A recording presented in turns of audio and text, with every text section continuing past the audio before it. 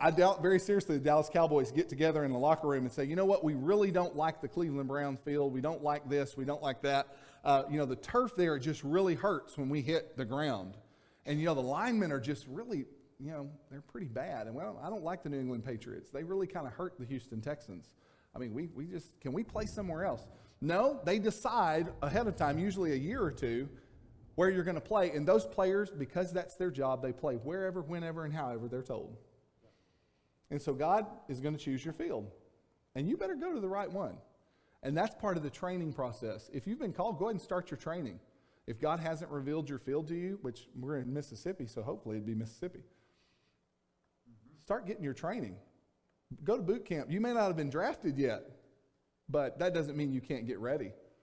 You can start pitching the football with some coaches and start checking it out. Okay? So get ready. He'll choose the field. God chose the mission. Except for the quarterback, occasionally, the head coach sets the place. Head coach determines the direction of the team. He casts the vision, and he decides where they're going to go. They do not pay Nick Saban $11-something million, $11.5 million, because he puts all of the weight on his quarterback. He bears it. He chooses the direction. Now, he gives his quarterback a lot of leeway as he sees fit. But at the end of the day, he chose the direction, and he sets. And that's why they're national championships. They're champions over and over and over, because their mission is clear. Their players play for Nick or for Saban.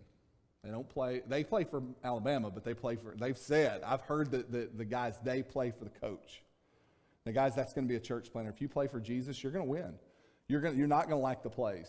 I doubt very seriously when he says, okay, Nick says, I know you've been, guys, we've been running this play up through the middle, and this running back said, I'm beat up. I've been hit every time I come through there. He says, well, I think this time I've got the defense worn down. I'm going to run you up to the middle one more time. He's like, oh, come on, man. Give me a break. No. He straps up, and he lines up, and he runs the hardest he can because he believes in his coach. Guys, that's huge. This is huge. If you're going to be a church planner, you have to believe you're called. You have to know you're called, not even just believe it. You've got to know it. You've got to allow God to pick the field and go wherever he calls you. And then you've got to be willing to follow orders. Yep. Even when he changes midstream. Even when you think you're going to launch. Like I was going to be John. I was going to launch. And then God pulled the launch thing out, and I wound up back at the house. Lost 2 families in the process. Back to square one. Sunday, Easter, we had an entire group. We had 25 people in my home. We had worship, and there was not one saved person besides my family there. My entire church group didn't show up. They were gone. They went on vacation. They went and did other things, and I had lost people just everywhere. Praise God. He called an audible, changed the plan, and I had a beautiful sermon built for saved people. Not really. I don't build saved people sermons anymore. But I had a beautiful sermon about all the proofs of the resurrection, and God pulled the rug, and he said, okay, audible, no saved people are going to show up. You've got to try to figure out how to make this little sermon that I gave you work for lost people now. And it was beautiful. I didn't preach the best message of my life, but it was the best message I ever preached. Because it was God, and I didn't have nothing to do. I was so flustered and angry by the time I got to the sermon, I didn't know what to do. Except just give it to God. And he preached a sermon that I think spoke to some lost folk. So you got to let him choose. And I got this picture. This is one of our main places on the Strip on South Congress in Austin. It's called Uncommon Objects. It's a flea market where you can buy some of the weirdest things you've ever seen. How many of you want a taxidermied bat? You can get one at Uncommon Objects. Well, you know, a church planner is an uncommon object in his field. He doesn't belong there. He's kind of like a football player in an away game. He's wearing a jersey that signifies he doesn't belong. He's white and washed out. He doesn't wear the pretty one. He's wearing the away jersey. That's intentional. The home team wants them to feel like they're out of place. Guys, you're going to feel totally abandoned and out of place. And the longer you're there, you can ask Rusty, the longer you're there, the more kind of weird you feel. And I'm getting there. You know, you're just like, well, yeah, I'm the white guy that's here. And you get okay with it. And it finally becomes your identity. Come to MTM and you'll get a whole lot more explanation on being a foreigner. That guys, we're foreigners. We don't belong here, but we get to work here. Amen. This is a cool book. It's called The Church Planter. This book, I don't want to go into a lot of my call because it would take too much time, but very quickly, I did not want to be a pastor. I was raised a preacher's kid. My dad went 2 or 3 really bad church experiences. One he was fired from in front of me, asked to leave. We were asked to be out of the parsonage by that weekend. That was on a Wednesday. They said, we want you out of our parsonage. You get your stuff and go. We don't want you here. And so I watched that. And so I grew up kind of jaded with a little bit of a anger toward church people. It grew and it grew. And so when I left home, my last thought when I turned 18, October the 27th, 2001, was I will not preach, I will teach school, I'll do whatever. I'll serve God, but no, not in this capacity. And then October 28th, 2000, I think it was 2000, in my bed, I still remember, I've told Brother Lynn this, I woke up in a cold sweat, sweating from head to toe, and I sat up, and the first thought was, I'm not saved. Where did that come from? Just out of the blue. This has never happened before or since. And then I just immediately dropped down the side of the bed, the weirdest thing, and I'm not this kind of guy. Dropped down the side of the bed, I said, God, what in the world was this? I just had this fear, and it just hit me like a bolt, almost knocked me over. I want you to preach. And you couldn't have given a man on death row a worse sentence than to ask me to do what I had dreaded my entire life I would be asked. And so I said, of course, I did what all of us do. I said, no. And I took off running the opposite direction. And for 7.5 years, I ran the opposite direction, trying everything not to do what I'd been asked to do. God beat me, and I was determined. I tried everything to get out of it. Finally surrendered to preach, and then said, okay, and I'm that guy. Once I shifted, I was that repenter. I turned 180 degrees and became the most legalistic guy you could become. Okay, if we're going to do this, God, then we're going to do it by the book. And I'm going to have everything like I wanted. I'm going to control it. And then went to school, and God called me to be a church planter.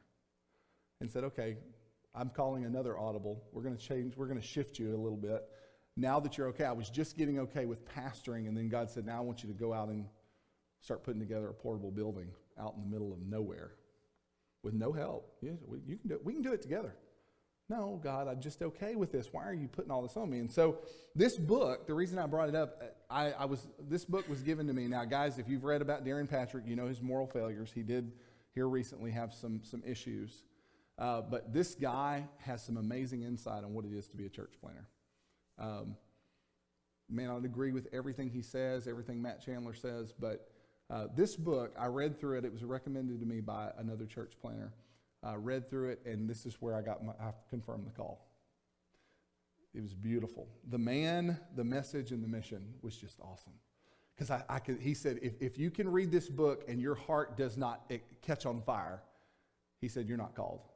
He said, if you can make it through the book, by the end of the book, you're not ready to go, and recklessly like an idiot, naive and ready to do it, he said, you're probably not called. And by the end of that book, I was ready to go wherever God wanted to send me. And it was a beautiful thing.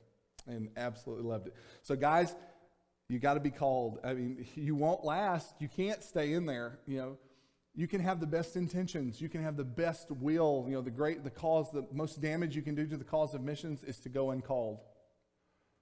I don't care if the church believes you're called. I don't care if your wife believes you're called. If you don't believe it and if you don't know it, you'll come back with your tail between your legs, a broken man with a very, very bad taste in your mouth that you will spread to everyone around you. So the life-saving station. I asked you if you had ever heard of it before. It's something that most people don't know anything about, especially our younger generation with the Coast Guard that we have now. This was kind of where that came from. It's kind of an interesting concept of the life-saving station. Some interesting facts, and I want you to see because we're going somewhere with this. These stations existed between 1871 and 1915. They were the first responders for shipwrecks off the East Coast. This is an actual picture of one of the earlier life-saving stations. Does it look very impressive? You know, the Coast Guard we have today is impressive. I'm going to tell you what, those guys, they have got something that most people don't. They will do things that would scare the daylights out of a Marine. I mean, I jump off in the middle of a hurricane, go rescue someone off of a sailboat, 100 feet off the ground, and dive in with just free diving, and they'll do it. They're like, "What? Well, we do what we do." These were their grandfathers. These were the guys that started it. About 1871, they were having a lot of shipwrecks off the coast, especially around Hudson Bay and some of the other, as they were coming around through New York and down up and down the coast. The lighthouses were in effect, but they were not getting the job done. There were just so many, squalls and different weather things that were not suited for the kind of ships that were traveling, that they were having wrecks. And when they shipwrecked, there was absolutely nothing in place to save them. Now, guys, they were not 50 miles off the coast. They were riding the coastline, but yet many of these people drowned because the currents were just unbelievable. It was the perfect storm. And so these guys got together. In the beginning, they were comprised of volunteers from towns on the coast. They were just some villagers who decided, you know what? We see all this stuff and these bodies wash up on the coast. Let's do something about it, because something's got to be done. These people are Americans. They're dying, and there are people. We've got to do something about it. So they banded together, and they built these little houses. You'll see the boat on one side. Go YouTube this stuff. It's really cool what these guys did. They went from being just a few guys who would just row out in their rowboats and rescue people to being one of the most elite groups of rescuers that our country's ever seen. They would row out into a hurricane or whatever was coming on shore, with a squall, whatever it was. As soon as they would find out there was a shipwreck, though usually there were 9 guys, and they would get in these little boats, and they would launch head first into whatever storm it was. They said they would ride sometimes 20 and 30-foot swells in a rowboat. Who is willing to do that? Not very many people. But there were about 9 in every village up and down the coast that would do that, and so they created what was called the U.S. Life Saving Stations. And these little houses were right on the coast, right on the beach, and 2 days a week they would do a drill. And they would get together on, usually they said Tuesday and Thursday, and whoever was volunteering for that week, and they would rotate, they would get together and they would practice what they would do in case of a shipwreck. They didn't just wait for the shipwreck, they prepared. They got ready. And so when there was a shipwreck, they would feverishly launch. It was said by some of them, they said it was a job that was one of the most awful jobs in the world, because it was 2 to 3 weeks of sheer boredom and absolute agony of nothing to do, followed by an hour or 2 of sheer terror beyond what you can even imagine. That's church planning. Amen. Man. You go to baseball games, and you go to hockey games, and you go to barbecues, and you spend all this time with these people, begging them to want to know more, and then they ask you, and you're just terrorized. You're full of fear because, oh goodness, now they need to know. That's church planning. Over the 40 years that they were in main operation, they saved over 177,000 people. 9 men at a time. There was a sad thing that happened, and then we'll talk about this later with the life-saving stations. It started out as volunteer. Then the volunteers got notarized, and we're going to see this at the end of the message. They got really familiar with what they were doing, and people started getting really excited about this life-saving because they were getting some notoriety. These guys became heroes in their communities, and so people wanted to be lifesavers. Not the candy. They wanted to be lifesavers. Where you think all that stuff comes from, it's interesting. Go research all those things. Where the life-saving buoy comes from is really cool. And so it got to the point to where they got tired of, we want the brand, but we don't actually want to go out there because this is pretty dangerous. So they hired sailors that would do it for them. And so then they would start paying the sailors. They kept the life-saving stations. They started building bigger ones, nicer facilities, and they started having life-saving meetings. And they would hire these guys, these professionals, to come in and life save. And it became a club. It really did. And it became something, and that's the reason it passed away, is because it eventually became a professional organization that transformed into the Coast Guard. It became a government agency that took over and said, you know what, we'll save lives. You guys stay where you are. The government will step in and we'll do it. We'll take care of it. And now the Coast Guard does what these guys used to do for free. And we pay for it now. We have to pay, our taxes go to fund what these guys did 150 years ago for free, 200 years ago. Okay? For whosoever calls upon the name of the Lord shall be saved. How then shall they call on him in whom they've not believed? And how shall they believe in him in whom they have not heard? And how shall they hear without a preacher? You've heard this before. And how shall they preach unless they are sent? God gave no alternate remedy. He didn't say, I'm going to have televangelists go out all over the world and do your work. He really said the most effective way for church planting is what he said. Paul said, how in the world how are they going to hear? Unless somebody hits the road and starts telling and starts sharing. First century Christianity was not spread by the 66 books of the Bible. It was spread by word of mouth of a risen Christ that these guys would die for. Amen. They were filled with volunteer energy. They were on fire for God, and they were willing to do what it took. God's life-saving stations. Look familiar? Kind of looks the same, doesn't it? The life-saving station, it's very, very interesting when you start studying. The life-saving stations were very similar to the church building makeup. They look very similar. You can kind of see if you go back and look at some of the old pictures. These life-saving stations are God's, though. Churches are God's answer to the lost and dying around us. Those that are drowning out in the squalls of life, in the seacoasts of life, that have no hope, that got on the Titanic thinking they had it all together. We can take the lifeboats because we need the pleasure. We need the pleasure decks. Nothing's going to happen. I don't believe that there is an afterlife. I don't believe I need death insurance. It's all good. And then there's shipwrecks. She sang about it this morning. The shipwrecks. Lifesavers did not sit on the coast saving people that didn't need to be saved. They didn't run up and down the streets rescuing people walking up and down the sidewalks. They only were utilized and only used when there was an emergency, and they went. Well, churches are life-saving stations. I hate to break this to you. They're not social clubs, and they're not places where we go to get fed. You get fed.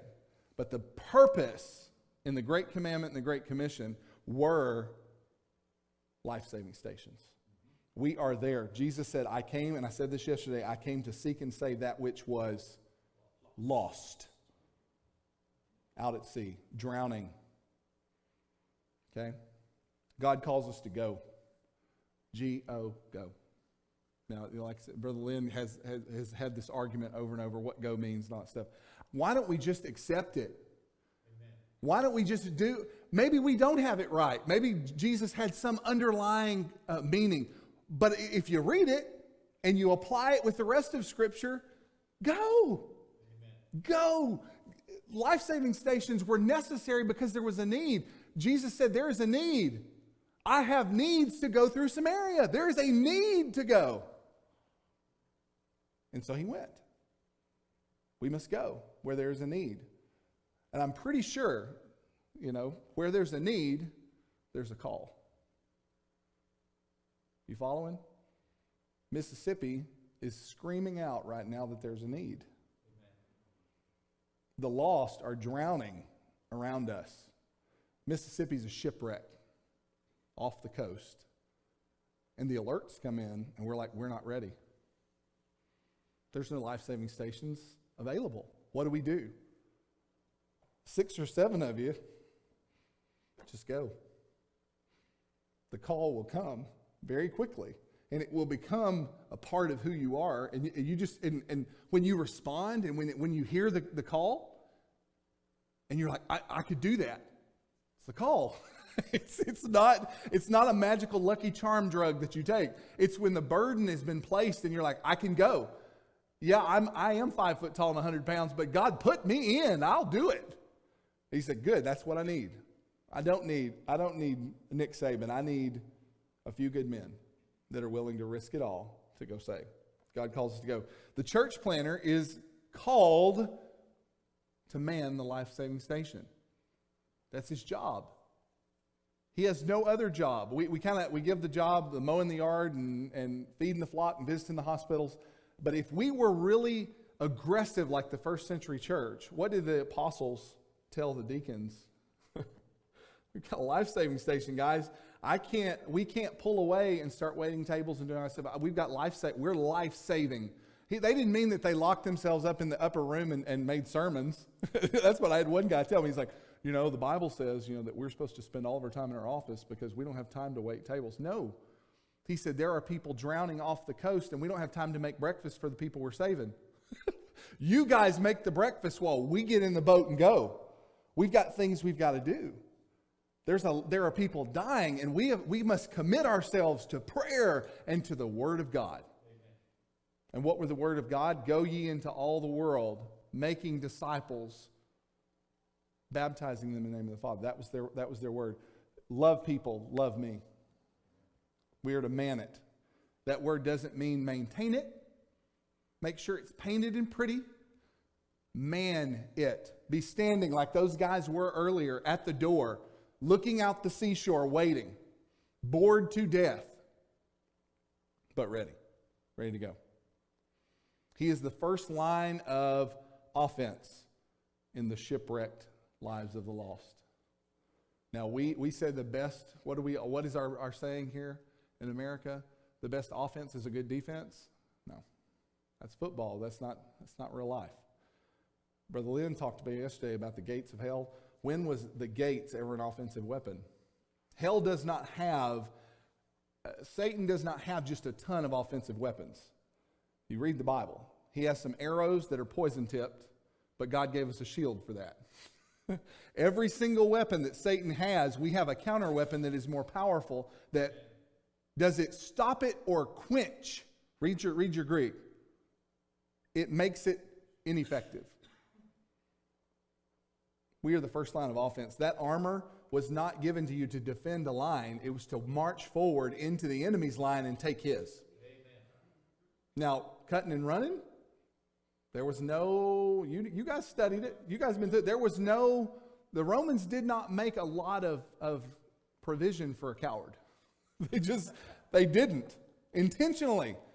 It was stand and fight and die or die running. God does the same thing. He does not have a lot of provision for a coward. And that's why he really doesn't call cowards. So if you're going to be a coward and you're like, well, I would love to, but I'm just not willing to give it. You're not going to get the call. You've got to be standing at the station, willing to go, willing to storm the gates of hell if necessary, and go do it. Is it going to be pretty?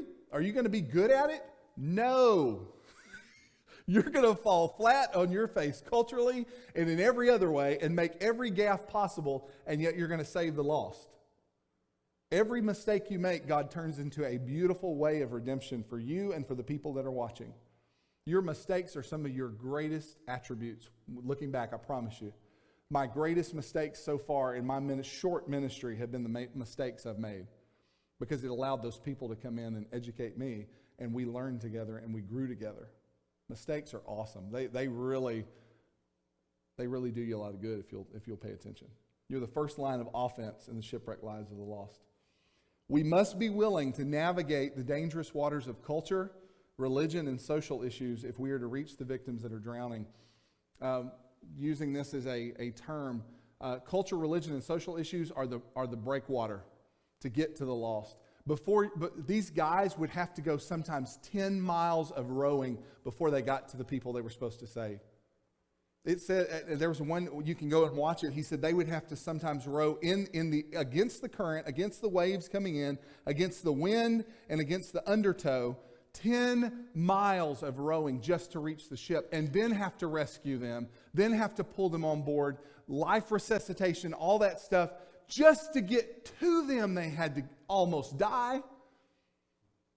And yet we think that if we get offended by a tattoo, a funny haircut, a lesbian relationship, we think that the breakwaters are the real obstacle.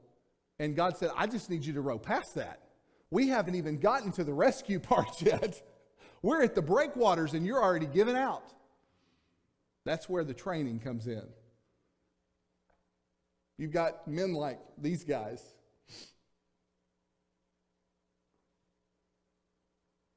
who gets you ready for the breakwater. They tell you, they let you know, guys, you're going to hit some breakwater.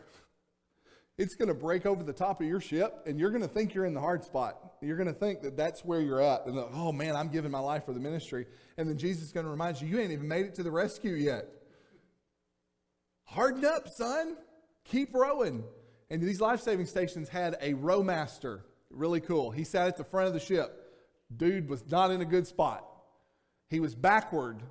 And he was yelling at those rowers, row, row, row. And he kept cheerleading, kept pushing, and kept grinding at those people, row. And he was paying attention to all of these guys' shape and keeping them encouraged. Guys, surround yourself with men who will encourage you and tell you to keep rowing. Amen.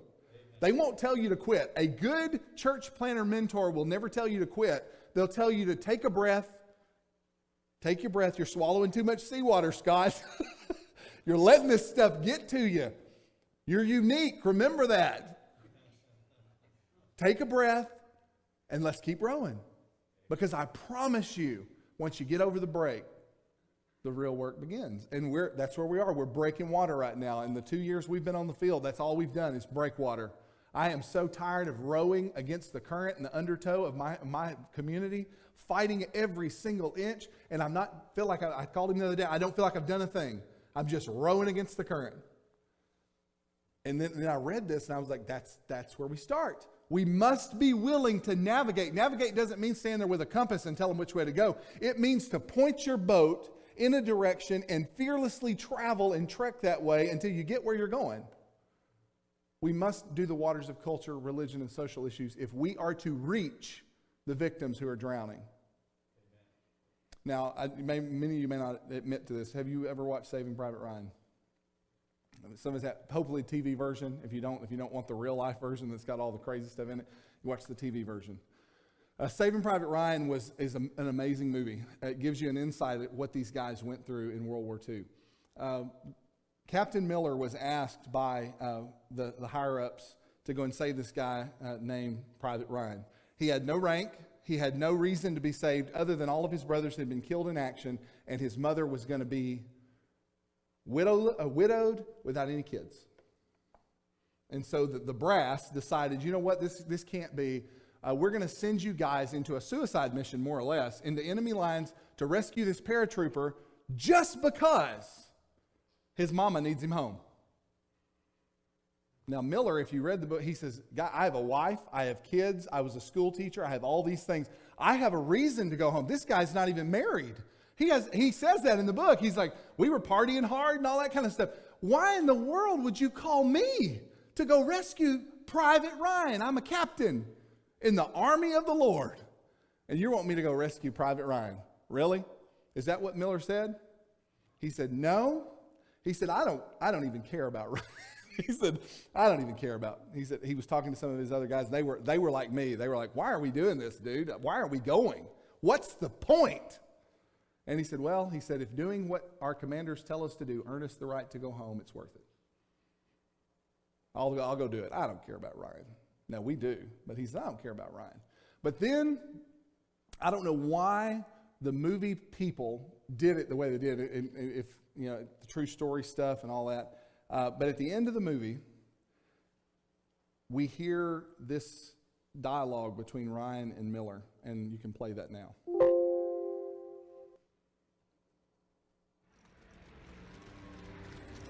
What, sir?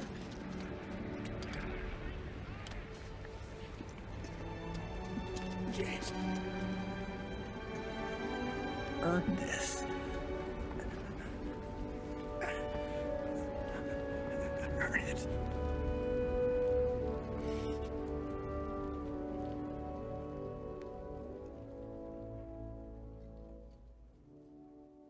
It was a short clip, but powerful. Was it positively powerful or negatively powerful? Think about it before you answer, and you don't have to answer. Okay? Up to this point, Miller has given his life for the mission. He is on mission, on point, sold out to get home. Well, he realizes he's not going home. Okay? The dude gets shot 3 or 4 times in the chest. Life is over. And his departing words to the guy he came to save was, earn this. Go to the next slide. if it will. It kind of hesitates, so you have to get it. In my opinion, one of the most awful heart-to-heart talks in cinema. A guy asked to give his life for his country and for Private Ryan tells him to go home and earn it.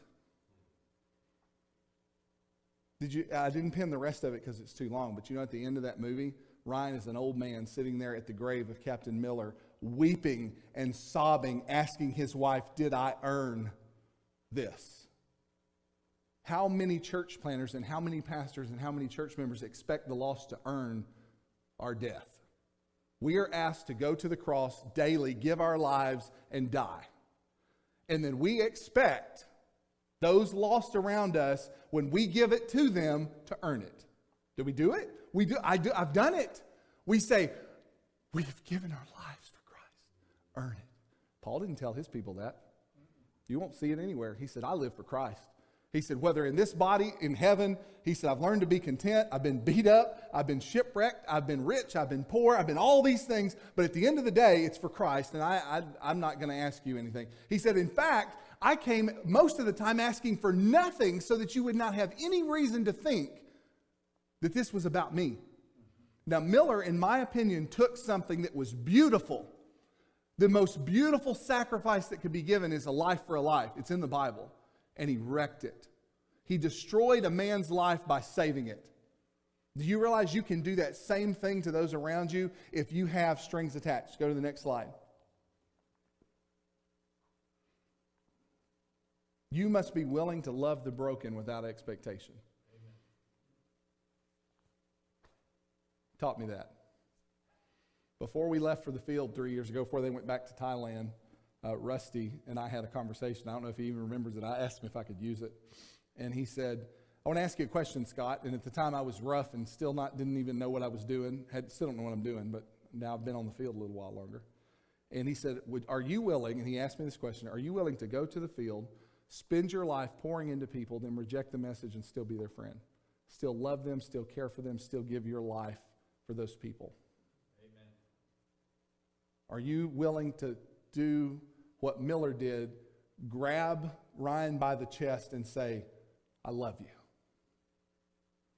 and then go? He would have left. What if Captain Miller had looked him in the eyes and said, I did this for you? Live life to the fullest. Don't earn it. Go enjoy it. Because I didn't get it. You know, I don't get the perks you do. I've got to go. I'm expired. But he said, we bought you some extra time. Go live it. Go enjoy it. Go live it to the fullest. Would that message change? Would that have changed the whole story? Would he have been crying at Miller's grave, begging his wife after all those years, it's still being fresh? Have I earned it? Have I earned it? What do we tell them? That Jesus expects us to earn it. And Jesus said, I've paid for it. It's all here. Amen. If you are going to reach your people, those are your people. They are not the devil's people. They are yours because they are God's. You're going to have to love them without expectation, without using them as notches in your belt for success. That's huge. I didn't realize how huge that was, Brother Lynn. That's a struggle. To not use them as your totem as you begin to build and as you become a church planner, and you're like, all the stories that you build and you tell, the threat is always there that earn this because I'm earning it. I'm paying it. Man, I need badges and all these stuff. No, you don't. You just need a pat on the back by your loving Savior that says, atta boy, good job. Let's row. And if you can't do that, don't go to the field. If you can't, if an attaboy, you've done a good job that Jesus promised, did he not say, well done, thou good and faithful servant? Brother Lynn, you taught me that. If that's not good enough, quit. Don't go. Because that's all you're going to get. Brother Rusty, are you going to get a bunch of people around you just praising you? No. But you've got a Jesus.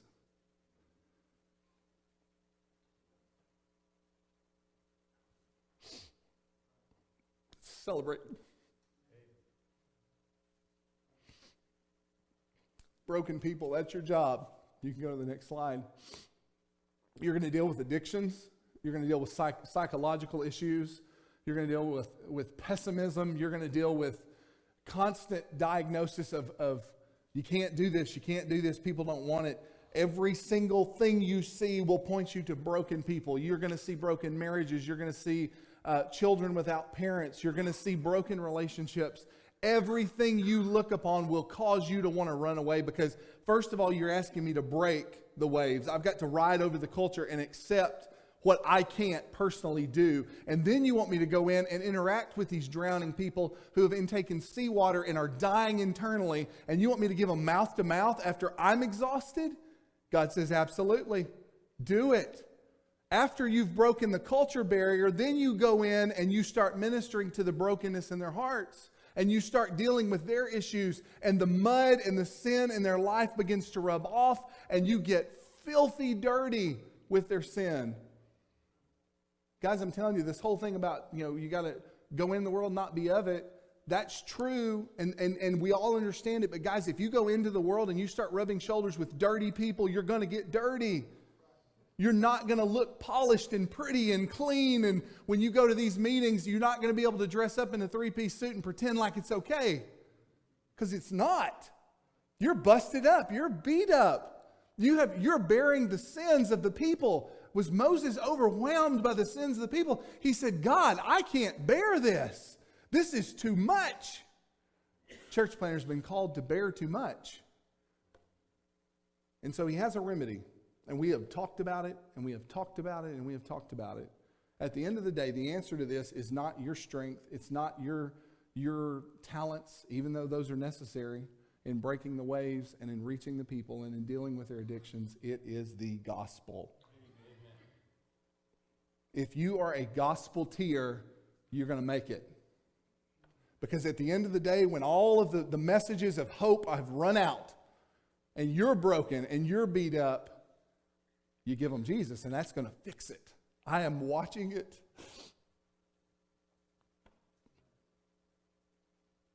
Fix some people. It's the gospel. So I want to encourage you today. Calling all church planters. There may be some church planters in this room that don't know it yet. I know it. I think there are some. I think there's some guys in here that God may be tugging and pulling.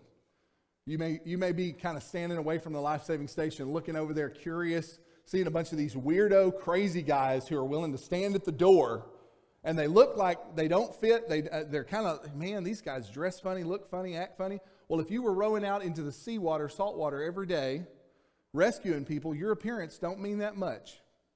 The clay pot has been broke so many times that the way you look and the way that you appear to your constituents kind of doesn't matter anymore. What's going to make me the most effective is wearing, Baja shorts going to impede me or make me a better swimmer? You start evaluating your field and your culture, and you start saying, okay, how can I use these things? Guys, you've got to wake up and realize that people are dying, they're drowning, and if they don't hear the gospel message, they will go to hell. I preached that message 3 weeks ago, one of the hardest messages I've ever preached in my life, and I've preached some tough ones. The Spirit was moving as hard as it has ever moved in my life, and it was the most difficult message. My own daughter said when I was done, I was profusely sweating, and I was just tied up in knots because I knew that I was fixing to give the death message to my best friends. I didn't tell you the stories because of time constraint, but I will tell you this, that I'm working with two families now that are lost, dying, and going to hell. One is an atheist and 3 are Catholics, and our family is a Methodist, and I sat there with just 3 people in my living room and an alcoholic in my living room, and I preached the Roman road of salvation to them, scared to death the whole time that when it was done, I would have nothing. I broke the waves, I got over the hump, and then I realized they were dying, and I had to violate them. I had to strip off their shirt and give them CPR, not knowing if when they were revived, if we would still be friends.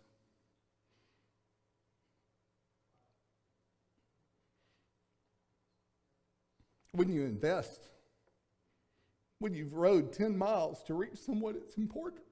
Yeah. And so what I'm telling you is they're worth it. If they decline and they say, you know what? This gospel thing is a joke. I've got an atheist lady that comes for 3 months. I preached that message of salvation to her, and she sat there with just confused trepidation. But the trepidation, I was telling Brother Joe, has turned to tears.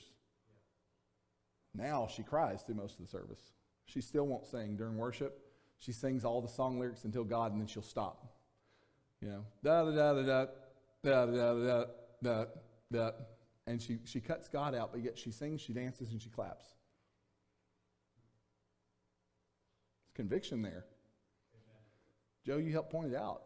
She's convicted. There's a God she's not wanting to look at, that's rode out there and said, let's go. I preached a sermon called the Outsiders, and I said at the end of the sermon, I said, God's got some sheep that are not in the fold, and he said, I'm going to go get them. Who's with me?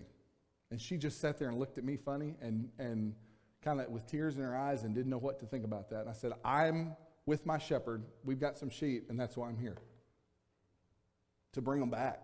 Let's go get them. And so I want to end with this video. When the video plays, I want you to listen to the audio. It's beautiful. It's a parable of the life-saving station. And I want you to do a self-evaluation of where you are, where your church is, and where you are personally.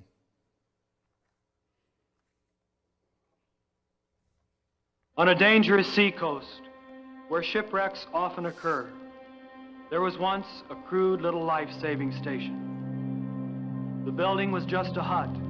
There was only one boat, but the few devoted members kept a constant watch over the sea, and with no thought for themselves, went out day and night, tirelessly searching for the lost.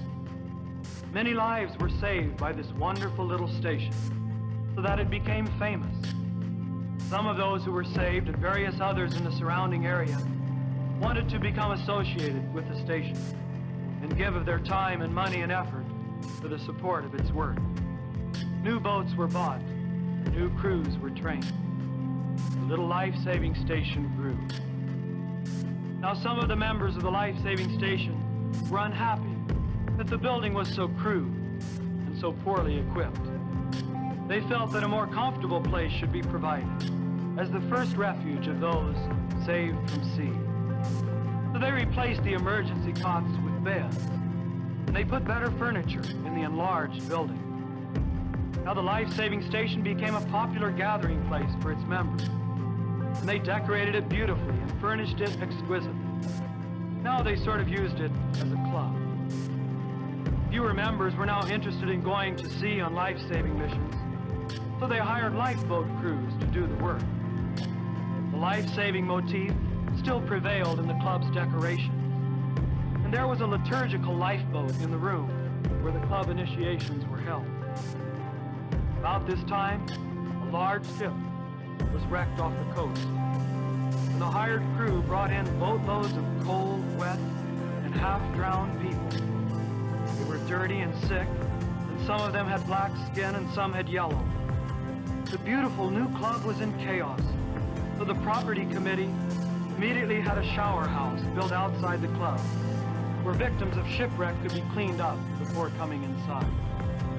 And at the next meeting, there was a split in the club membership. Most of the members wanted to stop the club's life-saving activities as being unpleasant and a hindrance to the normal social life of the club. Some members insisted upon life-saving as their primary purpose and pointed out that they were still called a life-saving station.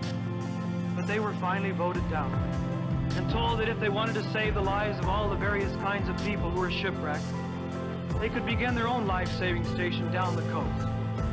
So they did.